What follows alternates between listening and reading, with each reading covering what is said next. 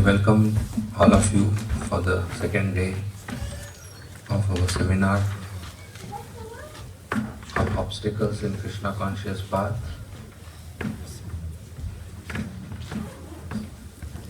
So yesterday we discussed the 5 attachments which holds the practitioner to go forward, which holds back the practitioner to go forward.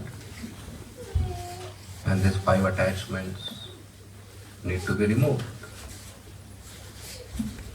And also, just cutting the attachment is not sufficient. We need to develop positive attachment to Krishna. So that's one broad category of obstacles. Another is the anarthas. Anarthas, artha means something desirable, profit. Anartha is not desirable, not profit.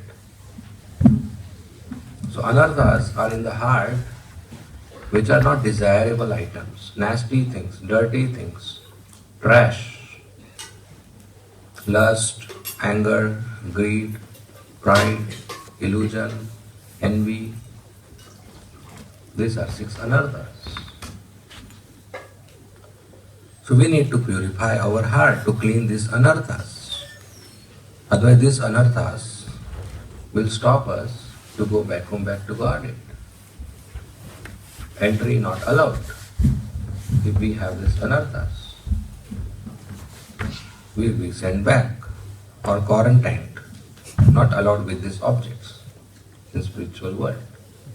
Don't carry them.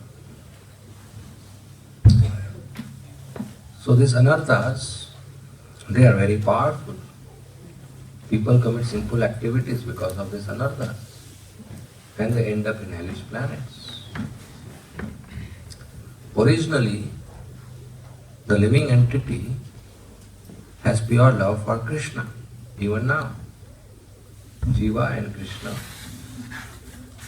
there is interaction, there is exchange of love, there is relationship of love. So when the living entity comes down to the material world, what happens to this love? That also comes down. And the material nature is made of 3 modes. Mode of passion, mode of ignorance, mode of goodness. Rajogun, Tamogun and Satogun. When the living entity comes down, the love also comes down.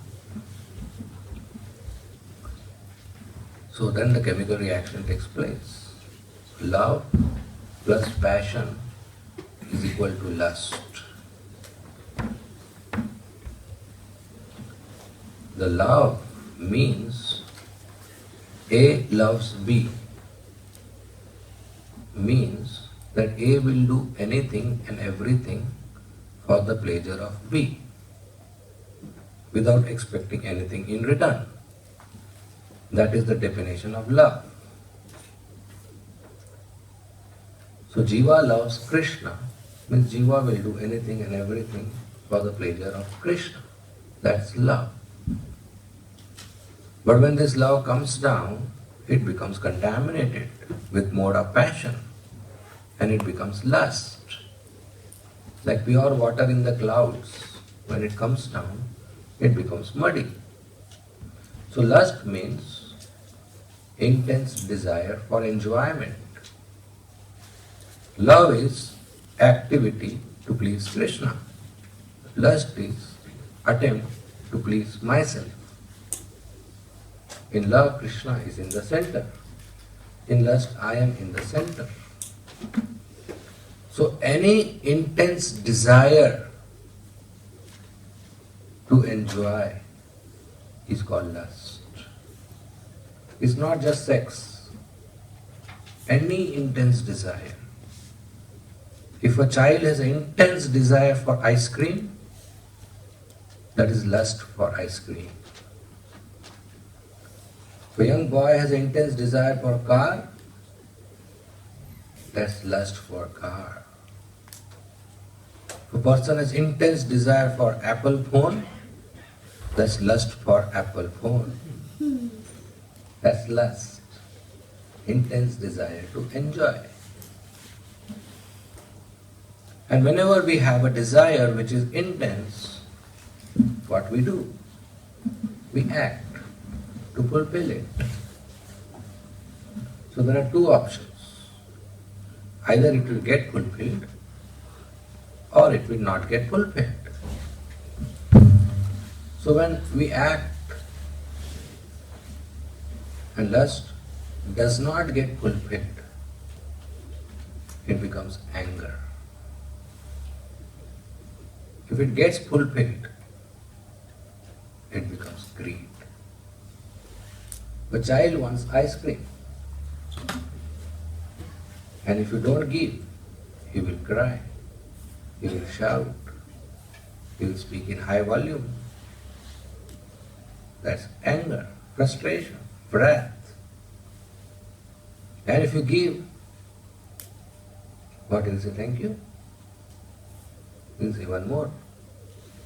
That's greed. Lust, anger, greed. What does Krishna say about them?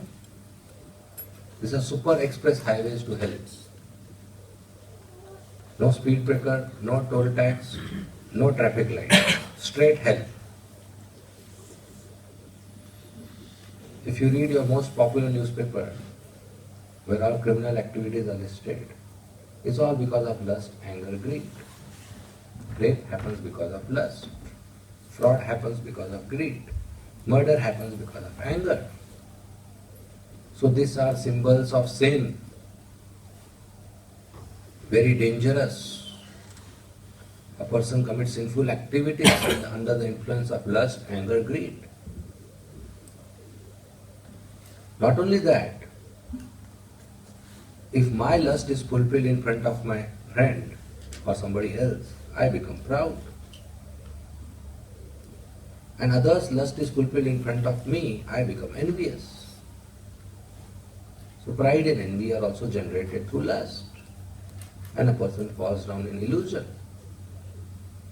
So these are 6 anarthas: lust, anger, greed, pride, illusion, envy. They are impure things. And we need to purify our heart if we want to go back home, back to Godhead. So at one stage, at one point, there are attachments and material desires.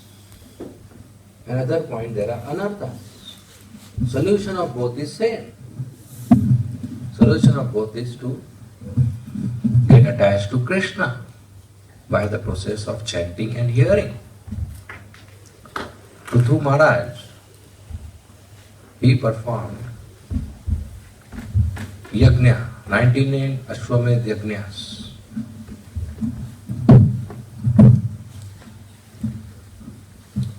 And by his performance of yajna, Lord Vishnu was pleased. So Lord Vishnu came down. It is said that generally when Lord Vishnu comes down, he doesn't touch his feet on the floor, on the ground. He is few inches above because he is pure. Earth is not so pure. Demigods also come down, they don't touch. But this time, Lord Vishnu, he kept his feet on the floor, on the ground, because he extended the amount of time than his scheduled. He came to give darshan to Prithu Maharaj, and he was liking Prithu Maharaj so much that he thought, okay, let me stay here for some more time. Unscheduled duration, he extended. So he told Prithu Maharaj, I am very pleased with you, please ask some benediction. Prithu Maharaj said, my dear Lord, you are husband of Lakshmi. I am aware that you can give anything and everything. But I don't want. I don't want anything. Big kings have come. They became the emperors of the whole planets. But where are they? Nowhere. So I don't want anything of this world. But Vishnu insisted, please ask something. Because Lord Vishnu is used to, when he comes down, he gives benediction. That is his usual formula. And if he breaks that formula, not good. His brand value will go down. People will think, nowadays not giving anything. He has to maintain his image. Say, please ask something. I have so much affection for you. Prithu Maharaj said, okay. If you want to give me anything, give me 1 million years. Strange request. 2 years we have. What he's asking, give me million years. Years.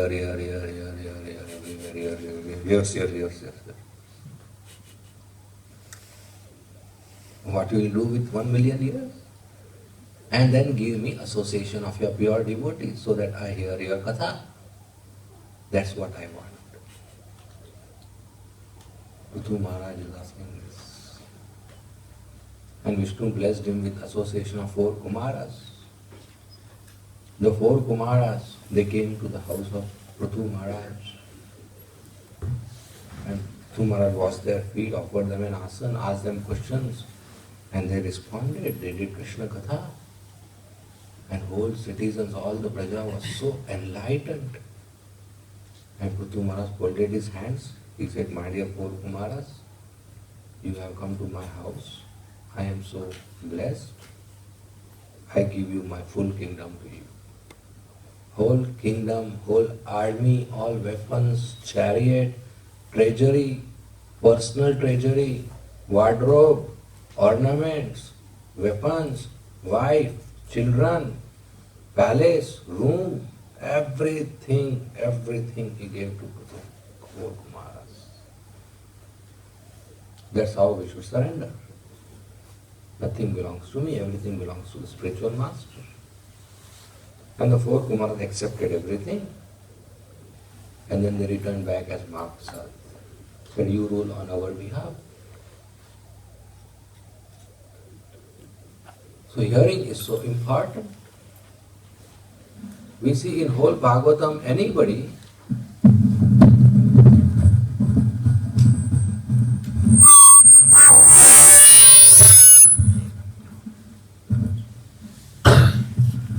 who has attained success, that's by hearing. Parikshit Maharaj, he heard from Sukadeva Goswami. Suta Goswami, he heard from Sukadeva Goswami. Vyasdev heard from Narad Muni. Narad Muni heard from Brahma. Prahlad Maharaj heard from Narad Muni in the womb of his mother. Dhruva Maharaj heard from Narad Muni. King Bharishat heard from Narad Muni. Vasudev heard from all the sages. Everybody, Yudhishthira Maharaj heard from Narad Muni. Everybody is hearing, and that's how they get enlightened. So we should hear Krishna Katha. That's only required if you hear attentive, rapt attention. That's all. All obstacles will be removed. All attachments will be gone. Positive attachment will develop. Irrevocable devotional service will develop. Scientific knowledge of Krishna will develop. Love will develop. Just by hearing. Hear the holy name. Hear the Bhagavatam, Bhagavad Gita. Hear the pastimes of Krishna. The sweet name, the wonderful form, the beautiful qualities and pastimes of Krishna. We just hear from a bona fide source. From a sadhu. Who is a sadhu? First qualification from whom to hear. The first qualification is he should come in a sampradaya. That means he should have a bona fide spiritual master. How do you know that his spiritual master is bona fide? He should have a bona fide spiritual master. How do you know that one is bona fide?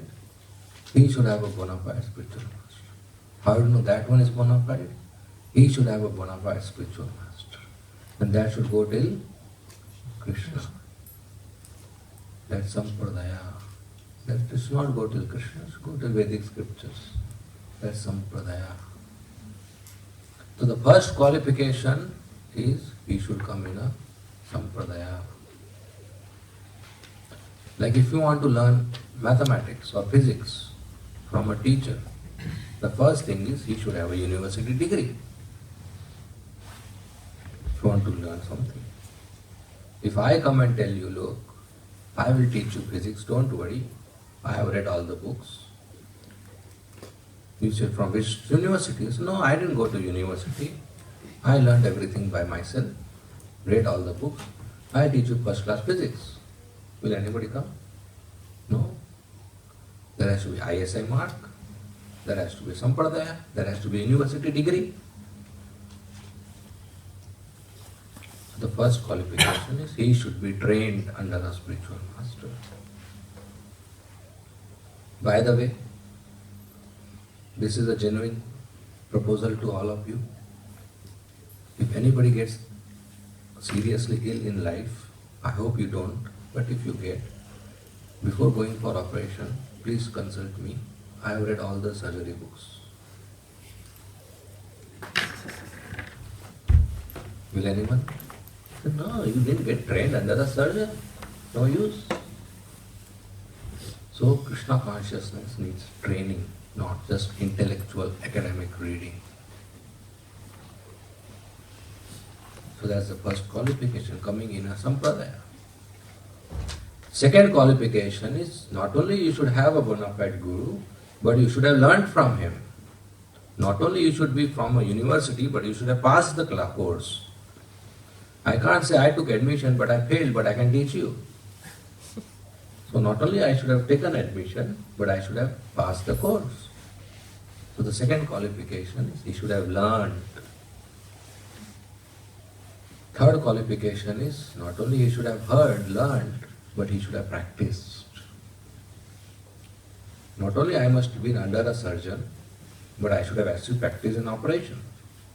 I should have used the tools. So the third qualification is not only he should have a bona fide spiritual master whom he has learned, but he must have followed the instructions. He must have practiced devotional service, chanting the holy name of Krishna, attending Mangalarti, following 4 regulative principles, Guru Puja, hearing class, eating prasadam, fasting on Ekadashi. All these things that devotee should have practiced or is practicing. This is must. Fourth thing is he should teach us by logic and argument, not by blind faith. A person sitting on Vyasasana should not say, better you agree, okay, I am God. Or better you agree, okay, Krishna is God. Both is wrong. He should not use his position as a guru or a speaker on Vyasasana to elicit blind faith. No. He should reply and explain as per the intellectual conviction of his audience. He should present the philosophy in a very simple way, logically, so that a person can assimilate. And only that person can speak if he himself has assimilated. So by logic and argument, the education, the teaching should take place, not by blind faith. A teacher should not use the position of teacher to give education. That I am teacher, you agree better. I am spiritual master, you agree.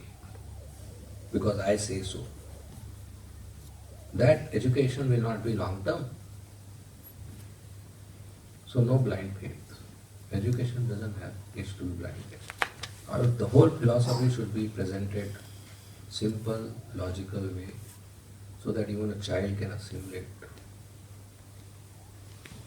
Only a realized person can do that, who can speak very high philosophy on very simple terms. But if unnecessarily somebody sits on Vyasasana and complicates the whole thing, and all enthusiasm goes away, then what is happening? So fifth thing is he should walk his talk. Whatever he is speaking, he should be doing. If he tells somebody to chant 16 rounds, he should be chanting 16 rounds. Tells somebody to attend Mangalarti, he should be attending Mangalarti.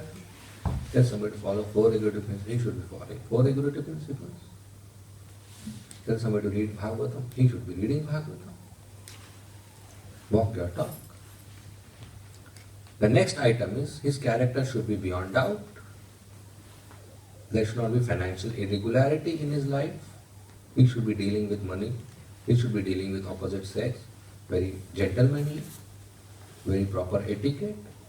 No issue about finance, no issue about woman. Character should be beyond doubt.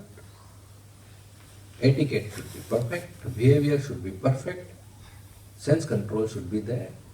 No unnecessary exhibition of lust, anger, greed, pride, and illusion visible. Such a person is a source from we hear.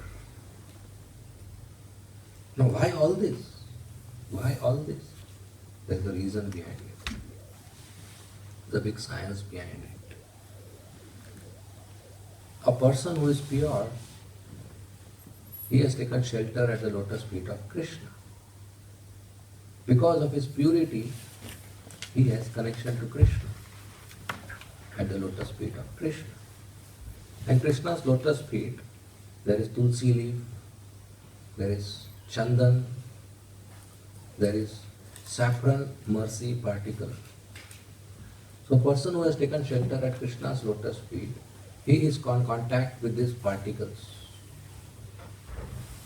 So when he speaks and we hear the sound from his mouth, that sound includes these particles. And those particles touch our consciousness and wake the soul up. If those particles are not present, only sound is present, will not act. Like email with attachment. Right? Sometimes we forget to put attachment. What is the use of that email? No use. So if the sound vibration is not attached with saffron mercy particles, no use. Attachment required. The reply will come back. Please send attachment. Oh, I forgot. We forgot, okay, but if you don't have, what is the meaning? So pure source will contain these particles, and only these particles have tendency to wake us up. To wake us up to self-realization. That I am servant of Krishna. I should be chanting Hare Krishna. I should be hearing Bhagavatam. I should be attending Mangalarti. I should be going to temple. I should be giving charity. I should be offering volunteer seva. I am servant of Krishna. Wakes us up. And we need to wake up. So then purification takes place. And by this process we get attached to Krishna. Then 24 hours we get to think about Krishna, we chant Hare Krishna, we talk about Krishna, we hear about Krishna, we serve Krishna, we cook, we travel, we do shopping, we do cleaning, whatever we do in life, we do for Krishna. That's the attachment. And that comes about by hearing about Krishna. The essence of all advice is to 24 hours chant and hear the sweet names of Krishna, the beautiful description of the form of Krishna, the wonderful qualities of Krishna, and the wonderful pastimes of Krishna. That's the essence of all advice, under the guidance of a pure devotee of Krishna in Sri Vrindavan Dham. Everything in life is for this purpose. Even the profession, the occupation, the job we do, if it doesn't invoke attraction to Krishna, then that is shrama eva hi kevalam, useless waste of labor. Even this mic, if it doesn't help us to hear about Krishna, it's useless. Right? Otherwise, why is this here? The speaker is here so that it helps us to hear about Krishna. Otherwise, trash. So everything we do in life should invoke attraction towards Krishna. Then our anarthas will go away, then our attachment will go. So hearing from a bona fide source is very important. If you hear from a person who has some other seeds of material desires, lust, anger, etc., then his words carry those seeds. And when we hear, then those seeds get implanted. If he is offensive, then those offenses get implanted in our heart. So our faith, which is very small, with these impurities, it crashes. It's crushed. But if a small faith is watered with pure chanting and hearing, then the faith blooms. 100% faith is called love. Love is nothing else but faith, which is 100%. What is the difference between seed and fruit? But there is no difference. Seed, watered, gives you fruit. Right? But seed after some time will become fruit. So our faith after some time will become love. But the object is same. One is not ready, one is ready. Right? Like bird and flower, kali and flower. What is the difference bird and flower? Bird after some time is flower, it is the same object. Right? So our faith is bird form. If we water, it will become fruit, flower, will give fragrance, will give taste, will give juice. So what we have now is Krishna Prem in a seed form. After some time it will become a fruit form, which can be eaten. But that some time means we have to water. But if you water wrong thing, then something else will happen. So we already have, and we have to protect it. So our faith is soft, and soft faith can be crushed easily. So we should have good association and good source of hearing. Not hear or read here and there. And believe me, Google is not coming in Sampradaya. Google.com is not bona fide spiritual master. It's not coming in Sampradaya. We should have a good source. That doesn't work. People just type question and think they got the answer. Oh my God. And our questions increase, Our question answer session gets extended because they read something on Google. Or watch TV, Mahabharata and all. Or read newspapers. This is all useless. No value. So if we just attentively hear, submissively hear, then all progress happens. So now there is a full science of hearing, which logically I should be explaining as we are discussing this topic. But I am taking a risk and skipping it. Instead of now talking about the science of hearing which will make us attached, I directly present the content which will make us attached. Let's see a demonstration whether it works or not. It will be a test for me also. Okay? If you want, we can do that science of hearing also later. If we have time. So what makes us attached is Krishna Katha. So we will demonstrate. Let us hear some Krishna Katha and see whether we are getting attached or not. Is that okay? So what I am going to speak is, you must have heard dozens of times. And you may have probably spoken to somebody else dozens of times. But if Krishna Katha is bona fide and potent, it should act again and again. Like every Janmashtami we hear how Krishna appeared, and it seems nice. Right? So Krishna, he appeared in Mathura. From Mathura he got transferred to Gokul. And for 5 days Nanda Baba celebrated Janmashtami. 6th day Putna came. And she wanted to kill Krishna by feeding her milk and with poison. And Krishna killed her. After that, Mother Yashoda was very, very afraid. So from that day onwards, Mother Yashoda would always keep Krishna on her lap. In Vrindavan, Krishna was affectionately called by Yashoda Maiya as Lala. So she will always keep Lala 24 hours on her lap. And one day, Lala yawned. Children yawned. Lala yawned. The first teeth had come, very small white teeth. What is color of Krishna's teeth?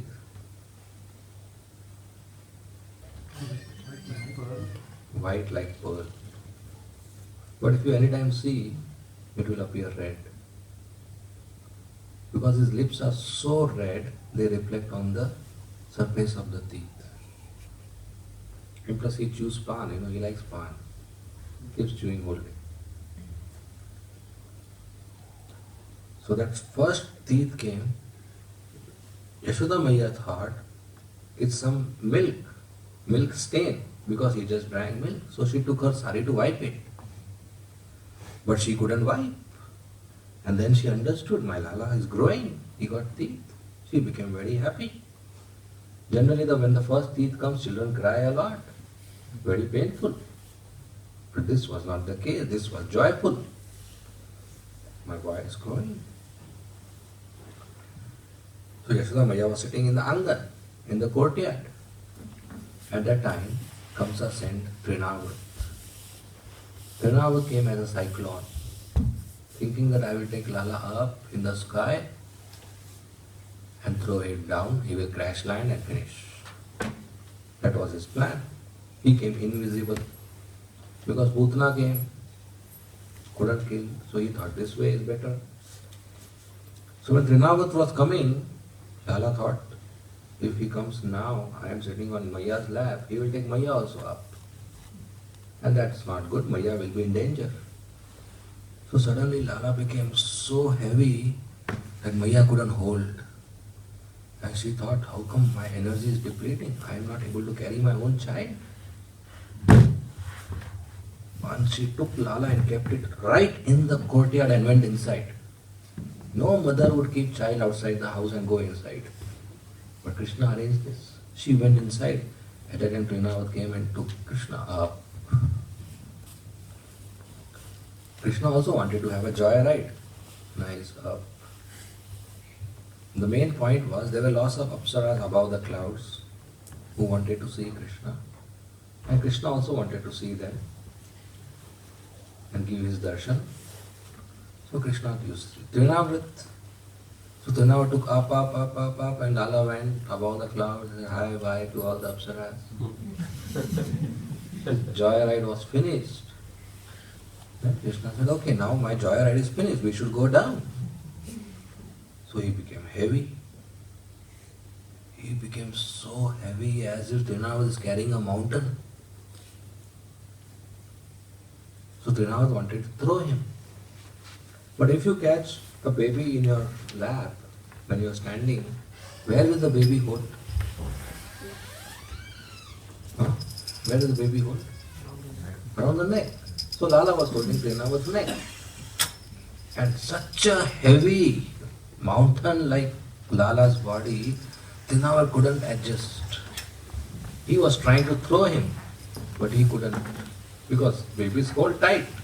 Lala was holding tight. And in that whole process, Trinavat lost his balance and he crash landed. Minimum 200 multiple fractures he must have had. He crash landed so much on a stone. And Lala was on his chest playing. His chest was like a playground. Lala was playing. And meanwhile here, Yashoda Maiya, she went unconscious when she saw Lala is not in the courtyard. She was crying, she fell unconscious. And she started screaming and shouting, so all the ladies around they came. And they tried to pacify her.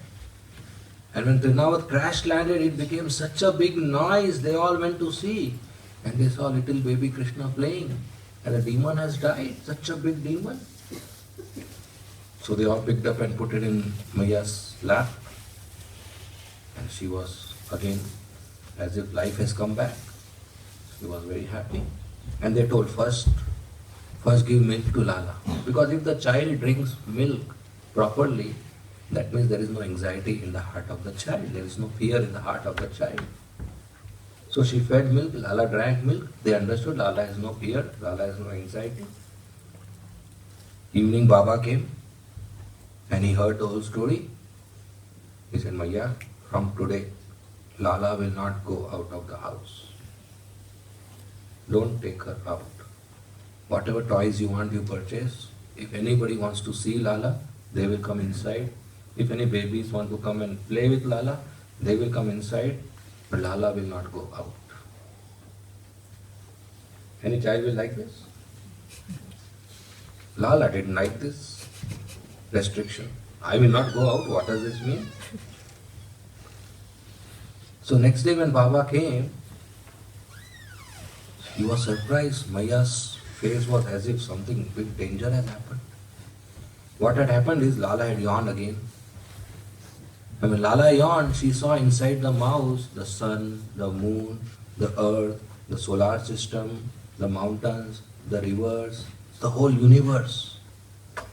And she was shocked to see the whole universe live telecast inside his mouth. At that time Baba came. He said, Maya, what happened to you? Did you take Lala out? That's the first question he asked. Maya said, no, I didn't take out, but what is out is inside him.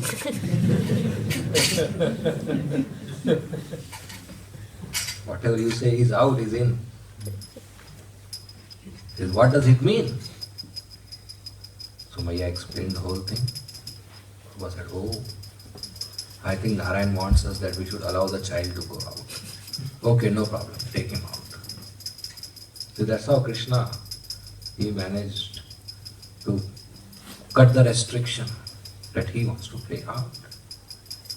And then from lap, Krishna started crawling. They call Charan Vihar pastimes, crawling pastimes. And Krishna, Lala had ankle bells, payal they call, and they had little ghungroos, would make nice noise. So when he would crawl, he would chum, chum. So from where it is coming, he was not aware. So he will turn back to see from where it is coming. Again, chum, chum. You go round, round, round, but you never know from where it is coming. And then he started walking. They taught him to walk. And as he was walking tiny steps, little bit he go, he will fall. He'll hit his bottom, he will cry. Maya will say, no problem, get up again, come here. And very speedily he will go. When he go away from Maya, very slow. He come towards his mother, very fast.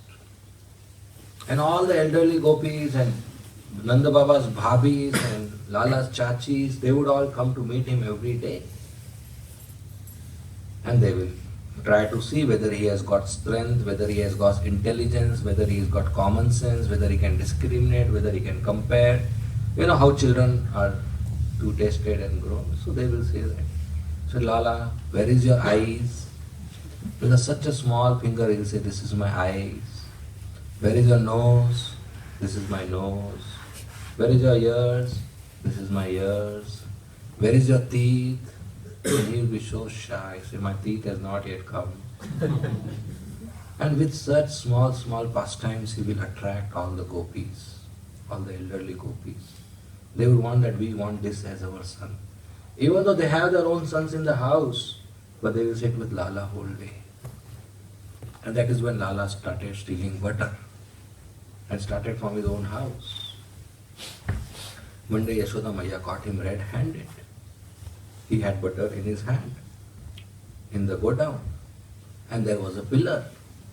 And Lala saw his own reflection in the pillar, and he thought some other boy is there. So immediately he gave butter to the pillar, saying, look, don't tell my mother, you also eat butter. At that time Maya caught, said, Lala, what are you doing? He got afraid. He said, Maya, this boy took your butter, so I took it back. So the other time Maya caught him directly with his hand inside the butter pot. Maya said, Lala, what are you doing now?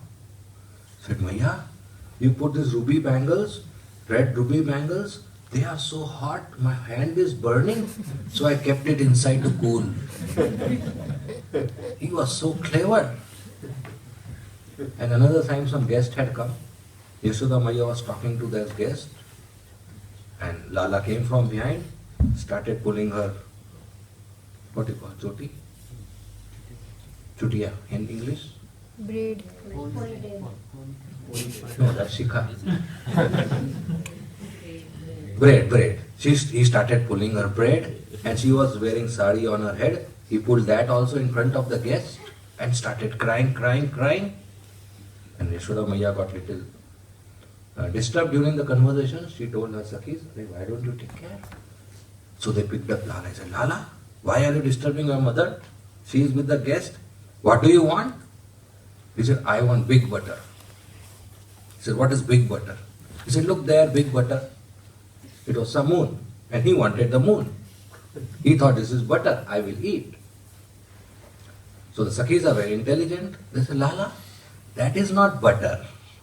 That is swan flying in the sky, not an eatable. He started crying more, I want swan, please catch it, it will fly away, I want to play with swan. Didn't work, so other Sakhi picked up. He said, he doesn't know, Lala, this is not butter, this is moon. Moon is not eatable. He said, then I want moon, I will play with the moon, get me the moon. Started crying more, didn't work. So finally Yashoda Maiya picked up.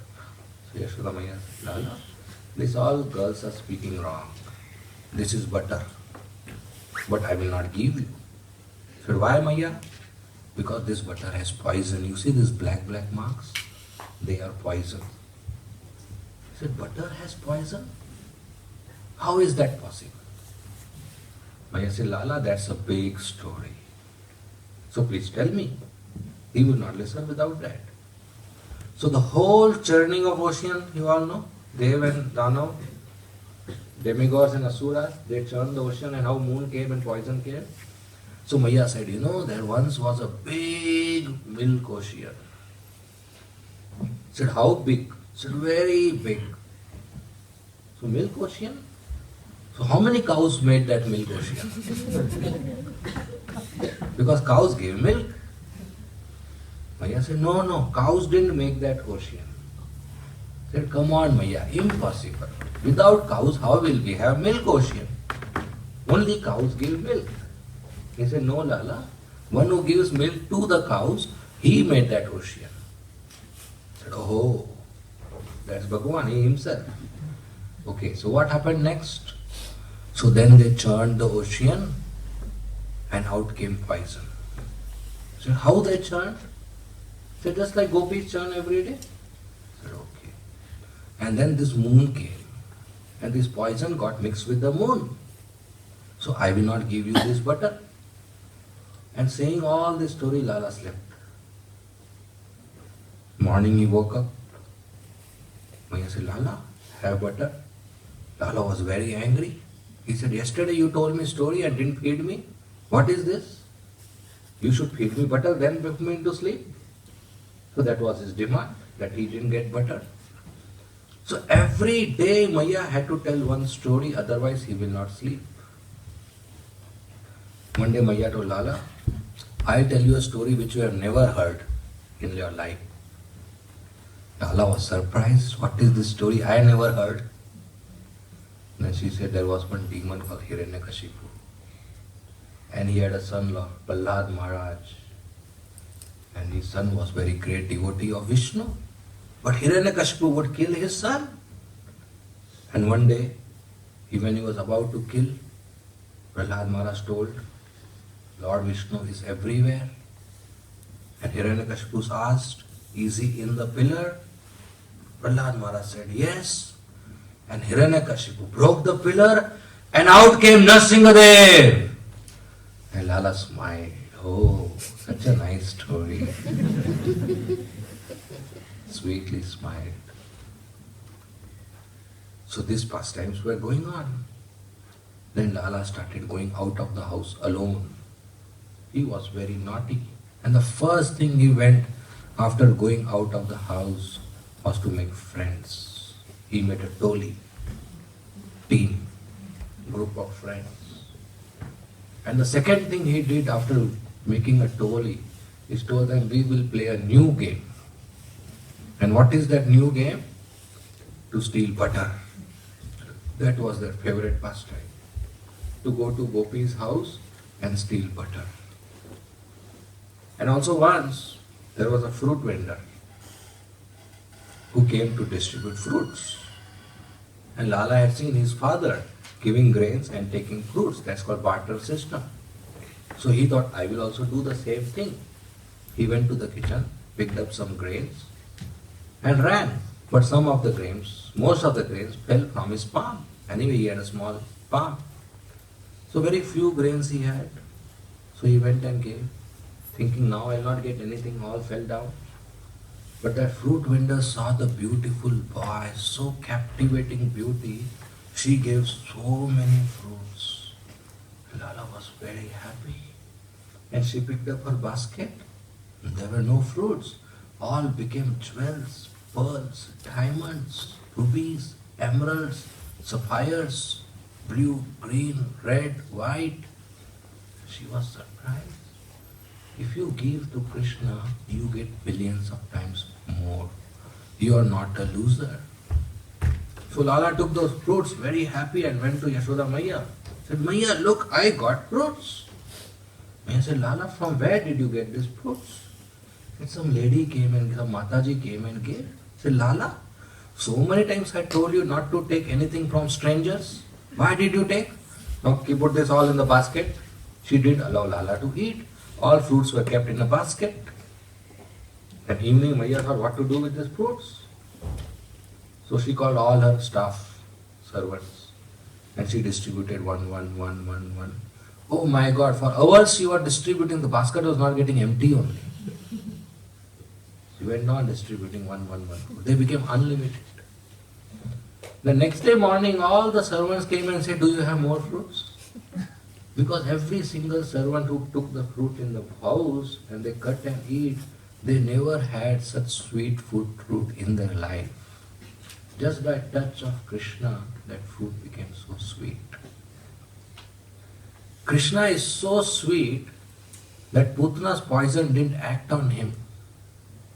Generally, poison plus X, any liquid or any object X, is equal to poison. Poison plus X is poison.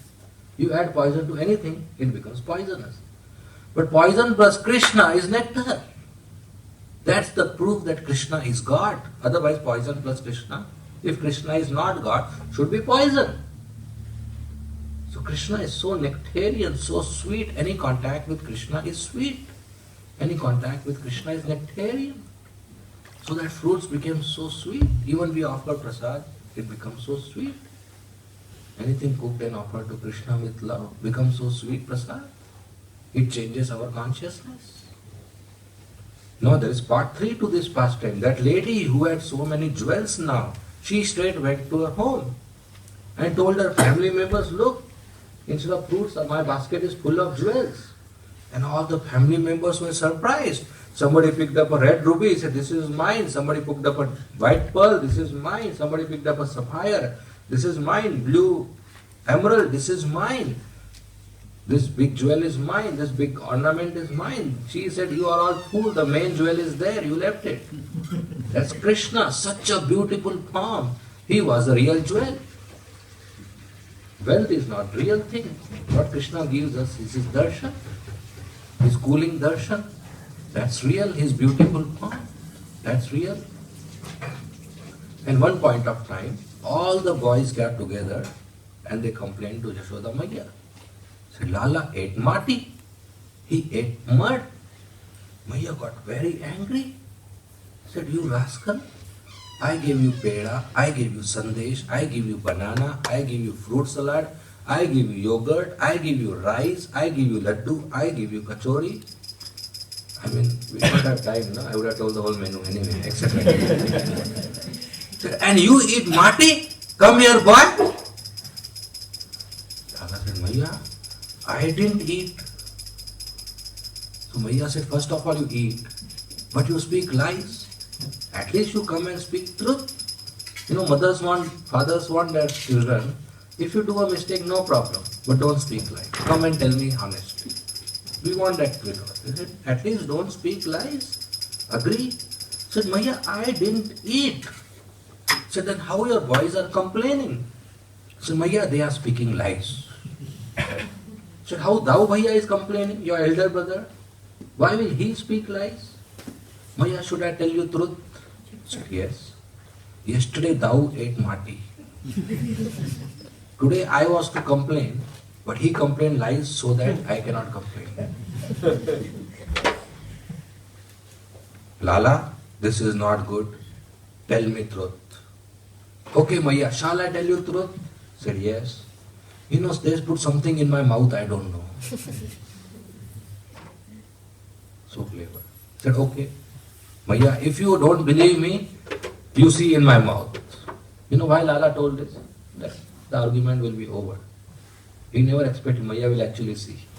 Maya said, okay, open. At that time he got fearful.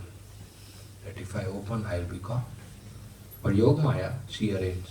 When he opened, the whole world was visible, showing that whole world is actually Mati only. Earth, water, mountains, stars, planets, sun, moon, whole Gokul village, everything she saw. And she got bewildered.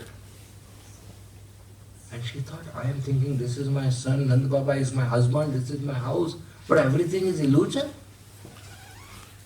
And then Krishna removed the Yogamaya curtain and she thought, no, this is my boy.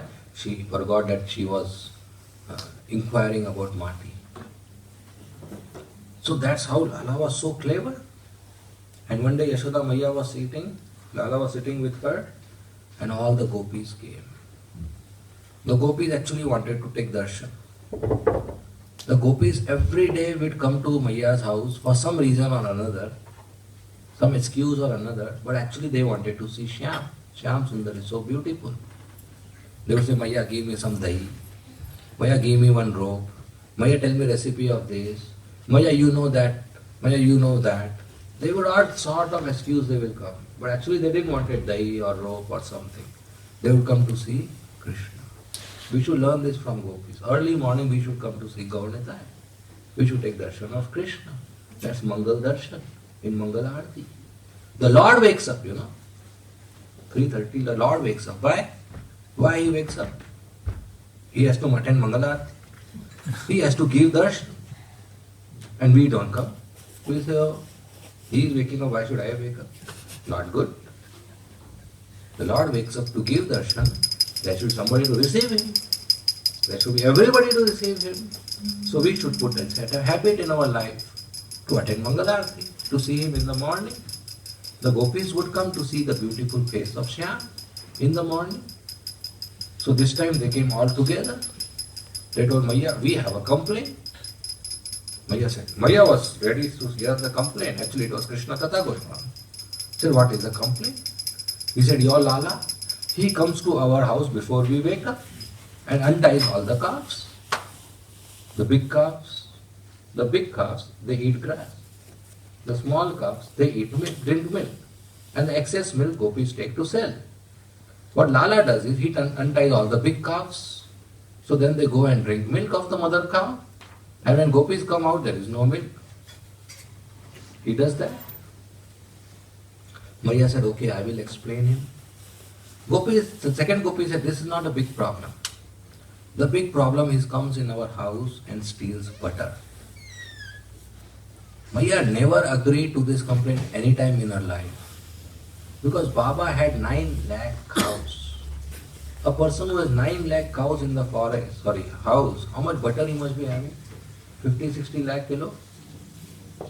If a person has 50-60 lakh kilo in the butter in the house, and anybody comes and complains that he stole 1 liter butter, anybody will agree with that complaint? It's like going to the police station and saying, I want to write an FIR. Said what? One person stole my $100. But who? Mr. Ambani. So what nonsense. He will not have time to count his money. How will he steal your dollars? It's like that. So Maya never, considered this seriously. So Gopi said, your Lala comes and steals butter in our house. Maya said, come on, that is not called stealing. If a child sees food, he doesn't know it belongs to me or not. He just eats. That's not called stealing. If your child comes to my house and eats, I will not call it thief. Children go each other's house and they pick up and eat. That's not called bad. So that's not called stealing. The Gopi said, he comes and eats, that's fine. But he feeds to every single of his friend. After that he feeds to monkeys. And if you feed to one monkey, 10 more come. So all the monkeys he feeds. And when he is full, the monkeys are full, they no longer eat more. He throws the butter on our face and says, this is such a bad butter, even monkeys are not eating it. We churn butter for 3 hours every day. And this is what he says. Maya says, it's your mistake. Why do you keep butter on a floor? You should tie butter on the ceiling. Then the children can't reach. They will not eat. The third gopi said, I tie up, but your Lala, he makes hole by throwing stones and drinks all the butter. And if he can't throw stone, if he can't make hole, he arranges all the furniture in my house and climbs. And if he can't do that, they make a toli, they climb on each other's shoulders, but they take butter. Maya said, this is your mistake. The butter, if it is visible, they will steal, they will eat, their children. You should put it in dark. If it is in dark corner where there is no light, they will not take. The next gopi said, I keep it in dark, but whenever your Lala comes in the room, everything becomes light because there are so many ornaments you put him. The ornaments are so much, pearls, diamonds, golden, everything becomes light. Maya said, okay, I'll remove all the ornaments, then okay. He said, no, because Lala's body is full of effulgence. Wherever he goes, the room becomes light. Maya said, still it's your mistake. You should lock your butter. If you are so valuable, lock it, put the key with you. The gopi said, I lock my butter, but when he doesn't get butter, he does more masti. He urinates in the whole house. And he pinches my small babies so much that they cry for 3-4 hours whole day. And he runs away by pinching my babies and urinate in the whole house. So better he takes butter then. Maya said, okay, I will chastise him today. And Lala was sitting right there, hearing the whole katha. And Maya saw, his face is so innocent. His smile is so sweet. Maya thought, oh, what will I chastise, poor boy.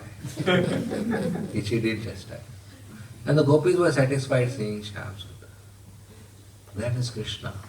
His childhood pastimes are so attractive that just by hearing his dealings with the gopis and Maya and Baba, we develop love for him. We develop attachment for him. And as he grew up, his pastimes became more and more attractive, especially his flute. He had so many varieties of flute. A flute with 6 holes, a flute with 18 holes, a flute with 4 holes, respectively called Vamshi, Basuri, Venu, Murli. Then he'll have a golden flute. Then we'll have pearl ka flute. He'll have bamboo flute. He'll have marble flute. He'll have leaves ka flute, big flute, small flute, flutes used for cows called Akarshini, flute used for gopis called Sammohini, Anandvardhini, different types of flutes, different sizes of flutes, different material of flutes. And when Lala would play flute, the calves who were drinking milk of mother cow, the nipple is in the mouth, but they'll stop sucking. Now nipple is in mouth, but calf is not sucking. So much attraction towards the melodious flute. The calf will become like statue. And the mother cow, the big cow who has grass in the mouth, when they hear flute, they will stop chewing. Neither they will swallow, nor they will chew, nor they will spit. They will become statue. Such a melodious flute. And the deer who are running always, they become stunned. Peacock becomes stunned. And Yamuna river which is flowing will become solid.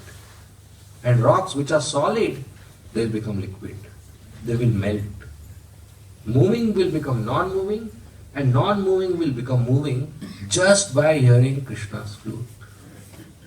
So melodious he plays. The Gokul Vasis will be mesmerized. The cowherd men will be mesmerized. The gopis will be attracted. They will leave all their household work just to come and hear the flute. Not only that, the apsaras in the heavenly planets, they will get stunned. Their garlands will fall. Their garments will become loose. They become unconscious. The demigods, they will go unconscious. Lord Brahma, who is always meditating, nobody can break his meditation. His meditation breaks. He said, oh, what is this sound? This I didn't create. This seems to be foreign article. Lord Brahma didn't create this sound. And he created the whole universe. Everything inside the universe he knows. But this is something outside. This is imported mal. I didn't create. Came inside without tax. Brahma's meditation breaks. Lord Shiva's meditation, that breaks. The four Kumaras, they become agitated. Ananshesh below, who is carrying all the planets, his meditation breaks. Whole universe Krishna controls just by playing flute. And what is a flute? A hollow bamboo stick. A stick without any mal inside, hollow.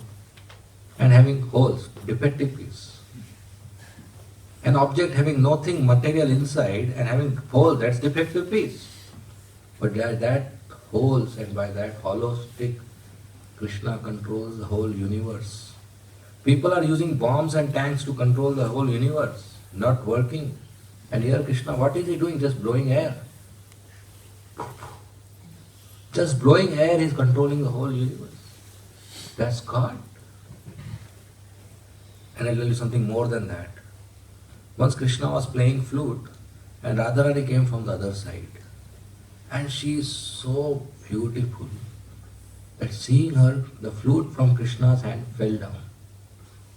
But he didn't realize, he continued blowing air in space. That's her beauty. She controls Krishna.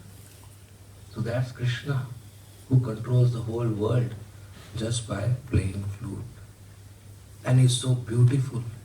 The gopis, when they see Shyam, they chastise the creator Brahma.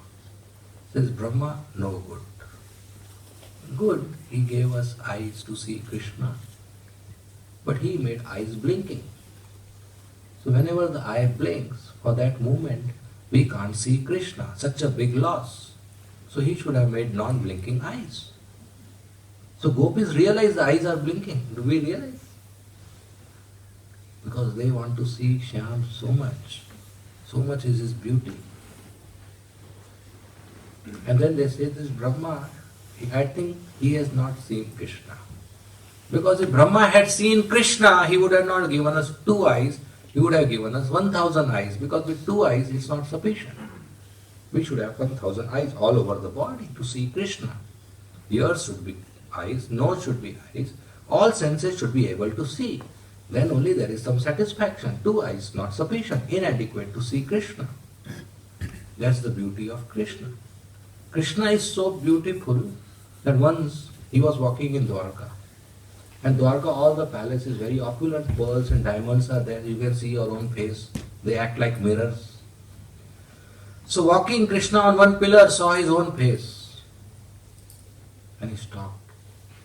Oh, who is this beautiful boy? He is so beautiful, he got attracted to his own beauty. And realization of Krishna's beautiful form is the next step, Nam, Roop, Gun, Leela. One who hears the holy name of Krishna without offenses, he realizes the beautiful form of Krishna. And after that he realizes the wonderful qualities of Krishna. And then he realizes the wonderful pastimes of Krishna. That's the progressive chanter. A chanter who chants, he gradually progresses from Nam, Roop, Gun, Leela. These all 4 are one, not different from each other. But they are progressive realizations as we keep on chanting. So there is lots of scope of growth in Krishna consciousness. It's not just I did 16 rounds every day mechanically and finish. There's lots of realizations, there's lots of promotion, there's lots of participation. This is very, very transcendental, dynamic, scientific process. So if we keep hearing like this, we'll get attached to Krishna. That's the goal of life. Demonstration complete. You want to hear more? Yes. This shows we are attached. So we do this daily. Why wait for me to come here? Among yourself, daily you meet, read Krishna book, read Bhagavatam, speak Bhagavatam, practice nicely. That's ISKCON, Prabhupada made. He has his books, he has his devotees, he has deities. So we come together as a family, associate with each other, share Krishna consciousness, chant together, dance together, have prasadam together, speak Bhagavatam, hear Bhagavatam, and we get attached to Krishna. This process is independent of a visitor like me. It's independent of that. It's complete in full. We just sit and do. So we should all be determined. Make changes in our life in such a way that we chant and hear more. This is the most important aspect of Krishna consciousness. To chant and to hear. Every single devotee you see in the past, whose name is mentioned in Bhagavatam, has chanted and heard. Arjuna, he heard Bhagavad Gita and he got transformed. Everybody has heard, chanted, and they got transformed. So same thing will occur to us. Rukmini Devi was just 12-year-old girl. Her marriage was fixed with Shishupal. Mother, father, brother couldn't help and she wanted to marry Dwarkadish. She loved Krishna so much. She never met Krishna. Narad Muni visited Rukmini's house and Narad Muni spoke about Krishna. She got so attached. She developed so much love that a 12-year-old girl wrote a letter to Krishna. What a sweet letter she wrote. That's the first love letter in the creation. It's not a new item. And what did she wrote? My dear Kamal Nayan. That's the beginning. My dear Kamal Nayan, lotus-eyed Lord. You must be feeling that I am a shameless girl because I am writing a letter and proposing to you that you marry me. If a girl directly writes to a boy like this whom she has not met, the boy will think the character is loose. What to speak about 5,000 years before? Even today that may happen. This is 5,000 years before Vedic culture. A 12-year-old girl writing a letter saying, please marry me. You may think I have not a good character. I am a shameless girl. That I am writing letter to you. But my dear Dwarkadish, this is not my mistake. This is your mistake. You are so beautiful, anybody would like to marry you. This is what she starts writing. And she goes on telling that my marriage is fixed with Shishupal. But I don't want to marry him. Please come and kidnap me. Please come and kidnap me, she writes. Then she writes the plot, how to kidnap, where to kidnap, what time to kidnap. She gives the whole plot of kidnap. That this location, this time you come, not many soldiers will be there, not many family members will be there, no bloodshed will happen, you kidnap me. And my dear Lord, if you don't come, I will not marry Shishupal. I will go to the forest and perform tapasya, so that next life I am qualified to be your maid servant. Not wife, maid servant. And if next life it doesn't happen, again I will do tapasya, I'll birth after birth, so one day I become qualified to be your maid servant. But that which belongs to the lion, if a jackal takes, it will be insult of a lion. I am meant for you. If Shishupal takes me, it will be your insult. A 12-year-old writing such a determined letter without even meeting Dwarkadish. How she developed this attachment? She never met, she never saw, she never heard from him. But she got to hear about Krishna from Narad Muni. There's a pastime about wives of Brahmanas. They never met Krishna, but they were attached because they heard. And Krishna told them, by seeing me and staying with me, you will not get attached to me. But by hearing about me, you will get attached to me. So that's most important. If we want to remove obstacles in life, we don't have to do anything to the obstacle. We just sit and hear. Not just 1 hour, 2 hours, 3 hours, 4 hours, 5 hours, 8 hours, 24 hours. Not just Saturday, Sunday. Every day. Nityam Bhagavata Sevaya. Every day if we sit and hear. Now the point is, I am working in Australia, Western country. You are brahmachari, it's easy to do and tell.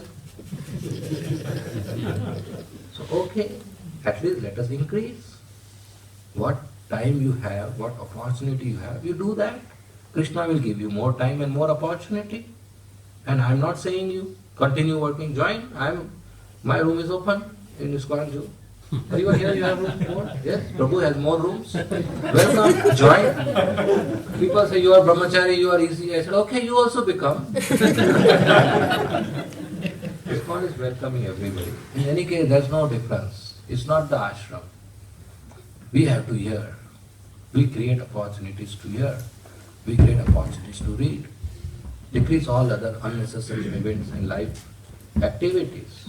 Forget this TV, forget this newspaper, forget this magazine, forget this novel, forget this mobile, WhatsApp, this, that. Just pick up Bhagavatam and read. It's so nectarian. Get up early morning and chant. Morning if you do chanting, evening you can read. Morning if you don't do chanting, then whole day you are just thinking, when will I complete my chanting? So when will we read? So that's not good. Chant in the morning, read in the evening. Here, as we get time, Saturday, Sunday you do more. So we do our best. Krishna does the rest. So what time we have, we utilize and we advance in spiritual life. This is the only process, this is the only way to get attached to Krishna. We chant and then we hear. And we have all the books, we have all the nowadays audios, YouTube or MP3 player, whatever. We have all the facilities. So we should do it. Together we should come, chant, read, get enlightened and enliven ourselves. The more we hear about Krishna, the more we get attached to Krishna. It's like the more you hear about America, the more you develop an eagerness. I should go and see America, how it is. Right? So same way, the more you hear about Krishna, you develop eagerness. I should go and see Krishna, how he looks. What does he do? What does he play? I should go to Golok Vrindavan. We develop that eagerness. How you develop eagerness? By hearing. So we keep hearing, everything will happen. Just hearing, just 2 years, nothing else required. 2 years. And hearing is so simple. In fact, let me tell you, speaking is difficult. It takes away all your energy. Your throat gets dry. You need to prepare. Your memory has to be good. Hearing, no problem. You hear, sit, sleep, attend, not attend, just sleep, no problem. It will go in your ears and it will do miracle in the heart. What has to be done? Just sit here. It's so easy. Such an easy process Chaitanya Mahaprabhu has given. So we just hear. When you chant the holy name, be very attentive. Hare Krishna, Krishna Krishna, Hare Hare, Hare Ram, Ram Ram, Hare Hare. Just hear the holy name, so sweet. And let the holy name do its job. Be attentive, hear the holy name, and all chamatkar will happen. All attachment will go away, material attachment. All anarthas will go away. Life will be transformed. We will become better citizens and better devotees. So this holy name is very powerful. This Bhagavatam is very powerful. There are 5 most potent items in Krishna consciousness. 5 most potent items of devotional service. First, chanting of the holy name. Second, hearing of Srimad Bhagavatam. Third, serving Vaishnavas. Fourth, deity worship. Fifth, staying in Dham. So staying in Dham, okay, when we go rest, we can do. We can chant, we can serve Vaishnava, we can hear Bhagavatam, and we can worship the deities.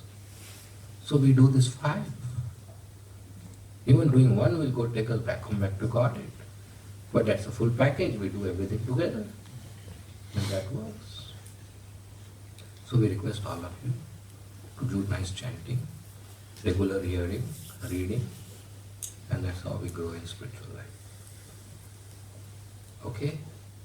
We'll end here. Thank you very much. Srimad Bhagavatam ki jai. Srila Prabhupada ki jai. Hare Krishna. If there are any questions or comments, we will take.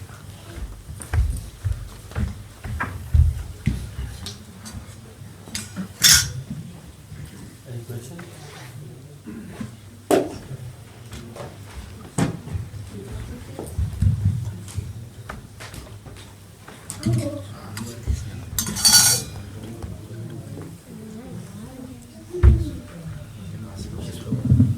Prabhupada's question is relating to last week's lecture.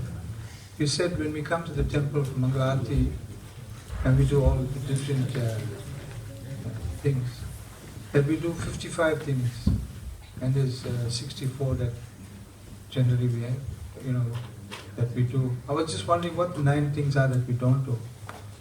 No, it's not that we don't do. It's not part of the morning program. Yeah. Like Like that says, not making lots of disciples, not reading lots of books. These are also the items. It's not applicable to everybody. All right. Yeah, that's also. Something like that. All right. Some are going to Dham, fasting on Kartik time in Vrindavan. Those are part of 64 items. So that is not applicable to in a morning program. Okay. Hare Krishna. Yeah.